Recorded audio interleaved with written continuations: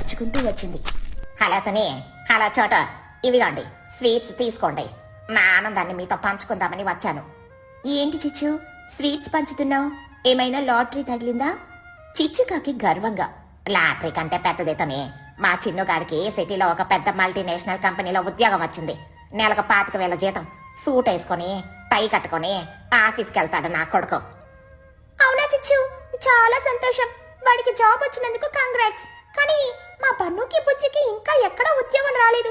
ఎన్ని ఇంటర్వ్యూలకు వెళ్ళినా రిజెక్ట్ చేస్తున్నారు. చిచ్చుకాకి వెటకారంగా నవ్వుతూ, ఎలా వస్తుంది చోట? ఉద్యోగం రావాలంటే టాలెంట్ ఉండాలి. మా చిన్నుగాడికి ఉన్నంత బుర్ర మీ పిల్లలకి ఎక్కడుందంట? డిగ్రీ పాస్ అవ్వగానే సరిపోతుందా? అయినా నేను ఆ కాలేజీ ప్రిన్సిపల్ని కదా. నా రికమెండేషన్తో వాడికి జాబ్ ఇప్పించేశాను. మీ పిల్లలకి దిక్కెవరు? పాపం రోడ్ల మీద గాలికి తిరగాల్సిందే. సరిగ్గా అప్పుడే ఇంటర్వ్యూకి వెళ్లి నిరాశగా తిరిగొస్తున్న బన్ను బుచ్చి ఆ మాటలు విన్నారు. బన్నుకి కోపం నశాలానికి అంటుకుంది. అంటే మీ వాడికున్నది టాలెంట్ కాదు, కాపీ కొట్టే టెక్నిక్. ఎగ్జామ్ లో నా పేపర్ చూసి రాశాడు. నీ పలుకుబడితో వాడు పాస్ అయ్యాడు. అంతేకాని వాడికి సొంతంగా ఒక అప్లికేషన్ ఫామ్ నింపడం కూడా రాదు. ఏయ్ పండుగ, నోరాదుపులో పెట్టుకోరా. కాపీ కొట్టాడో ఇంకేం చేశాడో వాడి చేతిలో ఇప్పుడు ఆఫర్ లెటర్ ఉంది.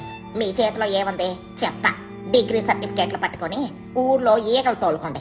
మీకు జాబ్ వచ్చేది లేదో, మీరు బాగుపడేది లేదు. దేనికైనా అదృష్టం పలుకుబడి ఉండాలి. బుజ్జి పిచ్చుక ఏడుస్తూ, మేం కష్టపడి చదివామాంటి. మాకేదో ఒక రోజు ఖచ్చితంగా మంచి రోజు వస్తుంది. మమ్మల్ని ఇలా అవమానించకండి.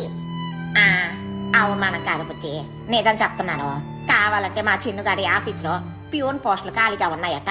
నా కొడుక్కి చెప్పి మీకు ఇప్పిస్తానులే. వెళ్ళి వాడికి టీ కాఫీలు ఇస్తూ బతకండి అని గట్టిగా నవ్వుకుంటూ వెళ్లిపోయింది. చిచ్చుకాకి మాటలకు బన్ను బుజ్జి ఇద్దరూ బాగా బాధపడ్డారు. తుని ఇంటికెళ్లి డల్ గా కూర్చున్నారు. బుజ్జి ఏడుస్తోంది. అమ్మా, చిచ్చు ఆంటీ అన్న మాటలన్నావు కదా, ఎంత ఘోరంగా మాట్లాడింది.